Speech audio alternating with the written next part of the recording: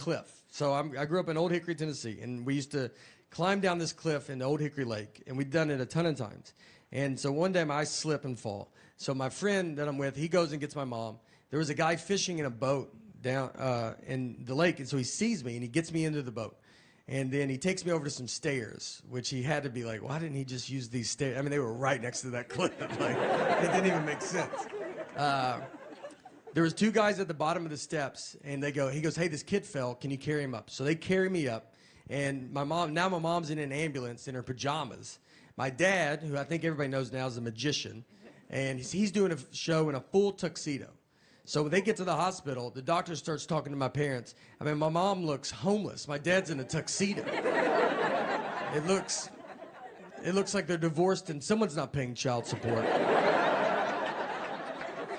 So we have never known who was in the boat or the guys that carried me up those stairs. We've never known who it was. And we always wanted to thank them. I mean, those guys truly saved my life. And we could just never find out who it was. So we've never known. So I tell you that to tell you, last year, my dad he's doing a show. He does these magic shows in prisons.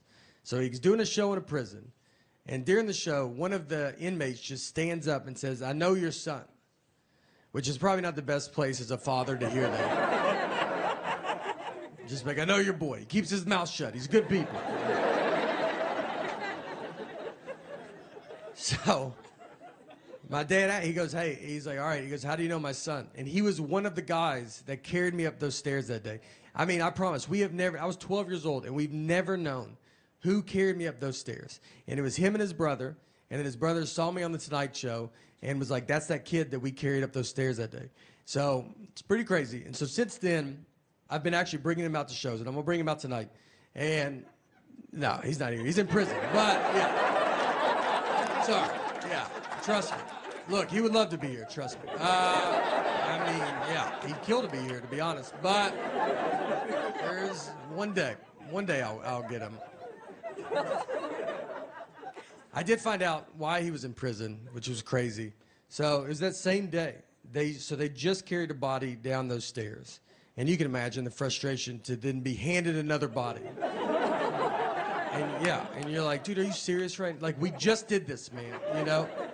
All right, that part I made up. But the rest of it's true. Our daughter is in 3rd grade, and for 1st grade, she started taking the bus. And it was the first time she ever took the bus. So if you know as a parent, you walk them to the bus stop, it's very fun. And so we got her on the bus. She went to school. At the end of the school day, someone from the school called my cell phone. They have my wife's cell phone, and they have my cell phone. They called my cell phone, and she said, hey, do you know what bus number your daughter's supposed to be on? And I said, I'm her dad. I said, are you crazy? Like, I was like, this is how you thought you would get this information, was to call the dad? You saw a mom and dad's cell phone. You go, I bet the dad knows. I was like, do you have parents? Have you ever seen a family before? You thought, let's call the husband?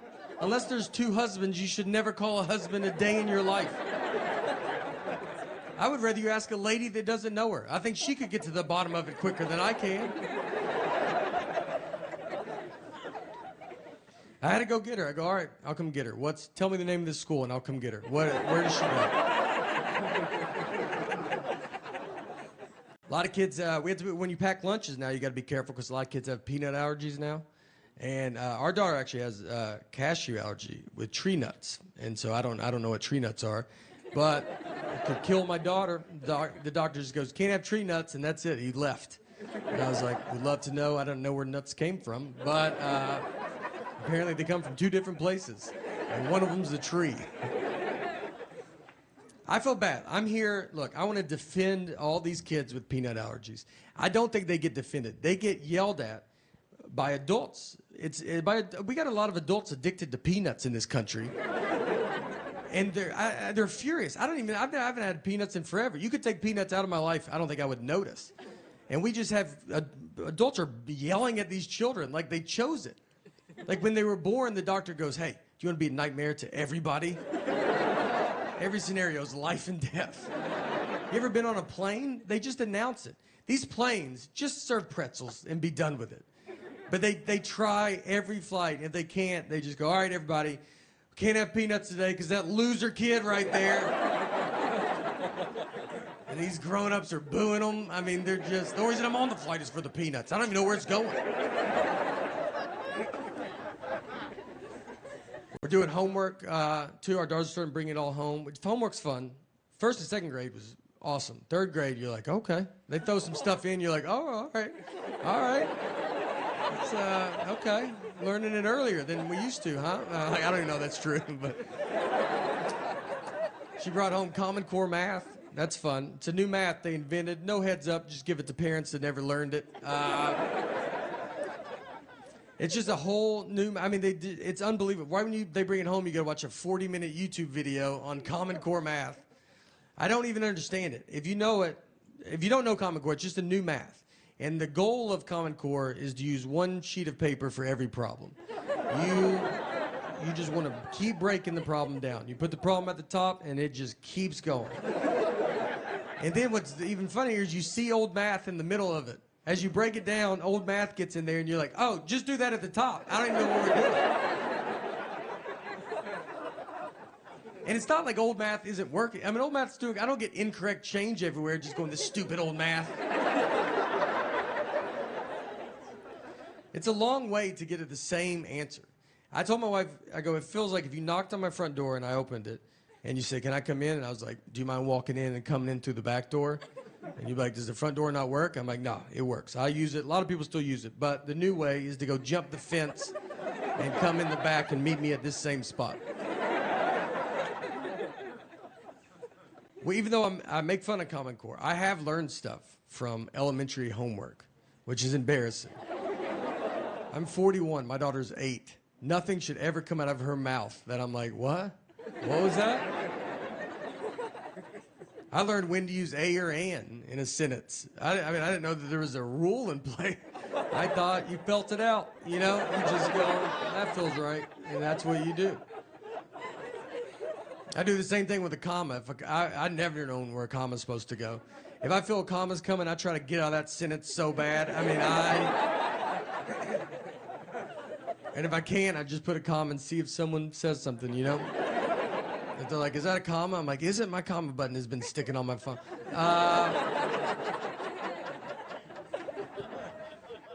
I remember nothing from school. People talk about history to me, and I'm like, I don't know when you guys learned that. I think we skipped all of this. I almost didn't graduate high school. I had an F in science. I was taking a class called science my senior year in high school. I mean, I had an F, and my dad went and talked to the teacher and just said, look, just give him a D. He's not going to do science stuff. And the teacher agreed to it. She was that confident I wouldn't touch the science world. We took ACTs, and I got a 17 on it. And if you don't know ACTs, I mean, 18 is, they're like, that's not good, man, but you made it. 17, they're like, are you enrolled in this school? Like, what are you doing? In Honduras, and this guy picks us up. He's driving us to the army base. And on the way there, he was like, look, there's a couple things you got to keep an eye out for. He's like, when you go to bed at night, you got to check your bed for spiders. Like spiders hide in your bed. He's basically just like, you're not going to sleep. Hope that's cool. And then he's like, there's a lot of snakes, too, a lot of venomous snakes. So keep an eye out for snakes. But if you do get bit by a snake, the best thing to do is go ahead and just catch the snake and then bring it with you to the doctor. And you'll just be like, this is a snake that bit me.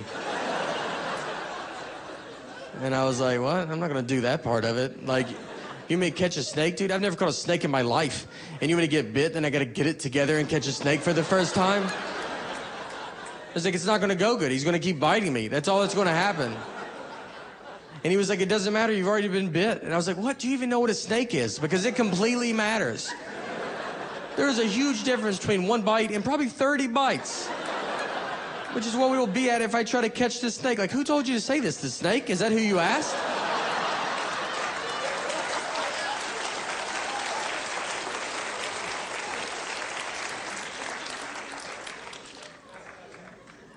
Maybe you're supposed to do that. You know, I don't even know. So that could be the whole thing. I don't know a lot. I really don't. Making it this far has been great. And I don't believe in science, you know? That's just, I don't understand it, so it's easier not to believe in it as a whole. That gets you out of a lot of arguments. If you're just like, I don't believe in science, they're like, all right, do you need help? Or scientists could be making stuff up. That's a great job to have if you want to make stuff up, because no one can challenge you. You know, no one can say anything. Like, or they don't even get in trouble if they mess up. Like, the Earth was 2 billion years old, and they're like, now it's 4 billion years old. It's like, all right, like, how many people got fired after that? And they're like, nobody. You're like, really? Y'all just nothing? Because y'all were way off. I read Beatles are 320 million years old. It's like, are they? Or you just know that I don't know how to figure that out. Because you could be doing that, you know? Like, I feel like that's your first job as a scientist. Like, when you go, they would just probably do the Beatles thing. They're just like, go see how old Beatles are. Like, when you're a new scientist, and then you don't think those guys are like back there, like, just write 320 million. Like, it doesn't matter. Like, who's even going to check, you know? It's like, no one's going to question us. We can change it at any point.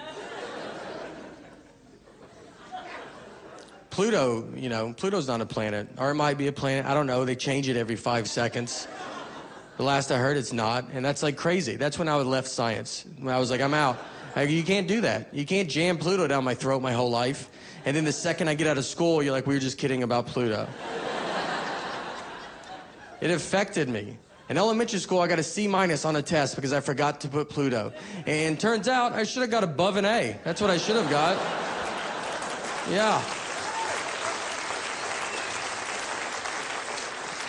I should have been asked to teach the class. I should have immediately taught that class. And be like, Nate's apparently the best. I never believed in Pluto, you know? I said it's too far. That's what I told people. I go, you guys will see. I watched a thing on 60 Minutes once about, like, this guy with animals. It was about buying tigers. Like, you can buy, like, if you guys want a tiger, there's a guy you can go to, and you can buy a tiger if you want. And I was like, see, they did this whole undercover reporting, and they filmed, like, where he keeps tigers. And then, they, like, asked him afterwards, they're like, hey, do you think it's too easy to buy a tiger in this country? And he was like, yeah, sadly it is. And that was, like, my favorite part, you know? I was like, that's why America's the best. I didn't even know you could buy tigers. I would have been embarrassed to ask. And then I watched this, and I was like, I don't really have to jump through hoops if I want to buy a tiger. It's not an all-day thing. It's an hour. I'll be right back with our tiger. And everybody wants to get rid of guns. You know, like, guns are the problem. But what makes me nervous is, like, you take away guns from people, those are the exact same people that will buy tigers. That's going to be a much bigger problem, all right? You're probably going to be like, look, here's your gun back. And they'll be like, no, I'm good. My tiger is way better than my gun. My gun missed all the time. My tiger rarely misses. Even if he does miss, it's just for a second. It's never long. Like, if a guy dodges a tiger and he's like, your dumb tiger missed, it's like, well, he did not. He's right behind you now. And he is furious. So, you know that saying, like, guns don't kill people, people kill people? The new saying will just be like, these tigers are killing people. I don't know. It won't be a good saying. He'll just be asking, like, do you know where your tiger's at by any chance? Do you have any idea? You don't know? All right. It's a big problem. I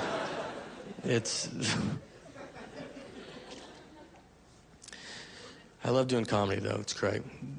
The show's almost over, just so you guys know. I like to let everybody know where we're at. We're about done. I think it makes you feel better when you're like, all right, thanks.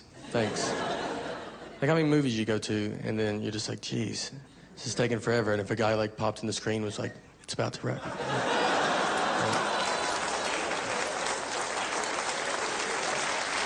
I know, 2 more seconds.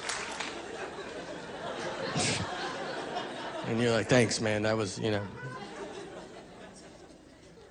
I love doing comedy. There was a time I was going to quit.